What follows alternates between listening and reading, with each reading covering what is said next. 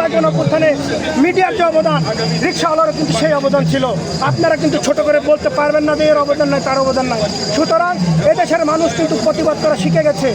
এই জন্য আমি বলবো, বিভিন্ন দলকে বলবো, এই চাঁদাবাজি পরিহার করতে হবে। এই দেশকে বিনির্মাণ করতে হলে বিএনপি, জামাত, এনসিপি, গণ অধিকার পরিষদ, গণসংহতি আন্দোলন, তারপরে আপনার হলো নাগরিক পার্টি, সবাইকে এক কাতারে দাঁড়াইতে হবে। কারণ প্রথমে আমার এই দেশ, তারপরে আমি, তারপরে আমার পরিবার। প্রথমে যদি আমি আর আমার পরিবার হই, আমার দেশে কিন্তু হয় কিচ্ছু হবে না। আর আমি সরকারকে বলতে চাই, যাদের পেশা এবং নেশার রাজনীতি করার, যাদের পেশা রাজনীতি করার অনুরোধ করে তাদেরকে সংসদে আনবেন না। কারণ যাদের নেশা থেকে, পেশা থেকে রাজনীতি করার, তারাই আশ্রয় নেয় এই দুর্নীতি। এই জন্য আমি বলবো, বাংলাদেশের শ্রমিক থেকে, বাংলাদেশের মজুর থেকে, বাংলাদেশের খেটে খাওয়া মানুষ থেকে আপনারা সংসদে প্রতিনিধি রাখবেন, এই আশা আমি রাখি সরকারের কাছে। ভাই